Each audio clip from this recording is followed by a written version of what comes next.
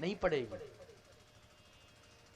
शस्त्र की गोली एक बार शायद मिस हो सकती है, हो जाती है कि नहीं, अस्तित्वहीन हो सकती है शस्त्र की गोली, लेकिन अगर विद्वान ब्राह्मण है तो उसकी बोली कभी अस्तित्वहीन नहीं हो सकती है। अगर वो सच्चे मन से बोल गया तो निश्चित रूप से कार्य भी सफल होगा और हर प्रकार का समाधान भी मिल जाएगा, अगर सच्चे मन से बोल गया। यही काम करते थे, रत्नाकर नाम था उनका, लेकिन प्यारे लूटते रहे, मारते रहे, पीटते रहे। वाल्मीकि जी की बात बता रहा हूं, वो रत्नाकर, पूर्व का नाम रत्नाकर, तब वाल्मीकि नहीं बने थे, महर्षि वाल्मीकि तो बाद में बने, पहले रत्नाकर नाम था उनका। रत्नाकर नाम था, उसी रत्नाकर डाकू के नाम से खूब लूटा उन्होंने। लेकिन प्यारे, जब ऋषि मंडल आ रहा था, सप्त ऋषि आ रहे थे, उनको भी लूटने लगे, तो उन्होंने कहा रुको रुको, लूटपाट करना तो तुम्हारा काम ही है और हमारे पास तो वैसे कुछ है नहीं।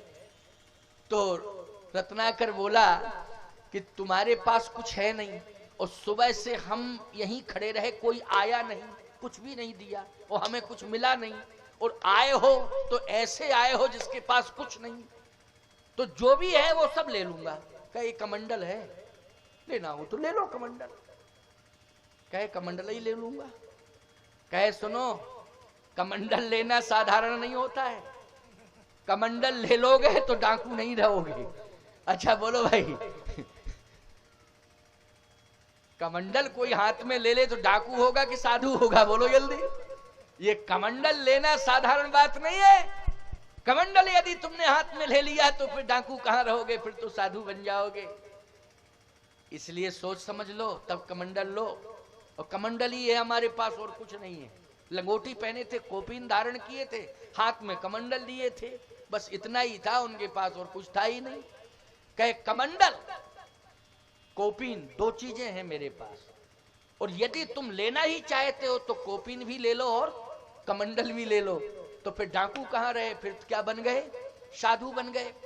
लेकिन मैं ये पूछना चाहता हूं कि ये तुम पाप कर रहे हो कि पुण्य कर रहे हो? कहे पाप।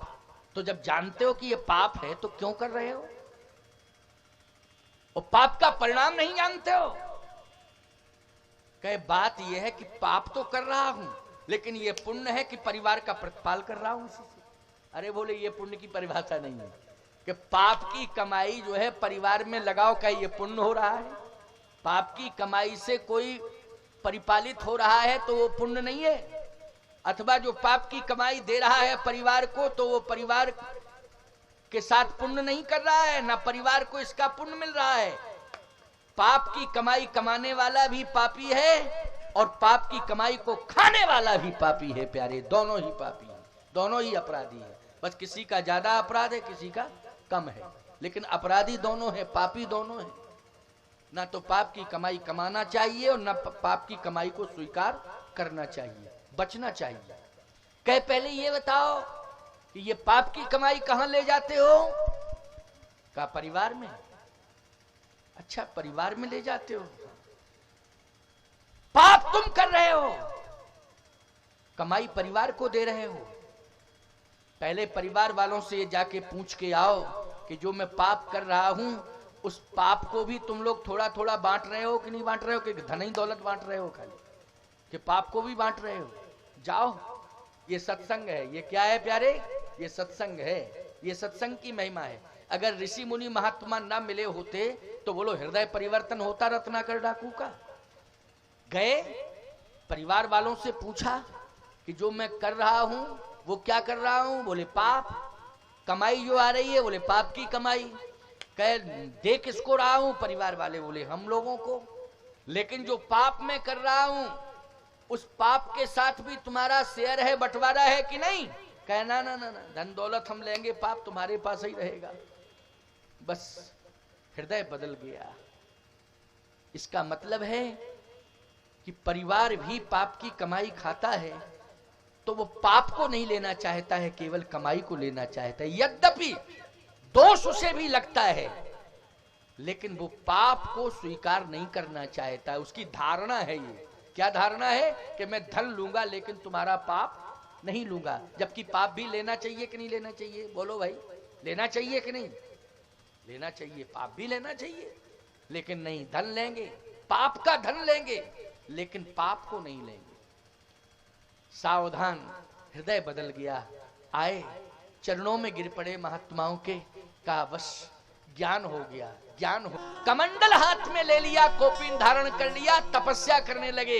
इतने बड़े तपस्वी हुए कि रास्ते में डकैती डालते थे, राहजनी करते थे, चलते हुए का रास्ता रोकते थे। इतने बड़े महात्मा हुए महर्षि वाल्मीकि कि एक दिन वो समय आया कि भगवान राम को भी उन्होंने रास्ता बताया है। चित्रकूट गिरि करहु निवासु, तह तुम्हारे सब भांति सुपासु। इतने बड़े संत बने। बोलो, हृदय किसने बदला? सत्संग ने। परिवर्तन किसने किया? सत्संग ने।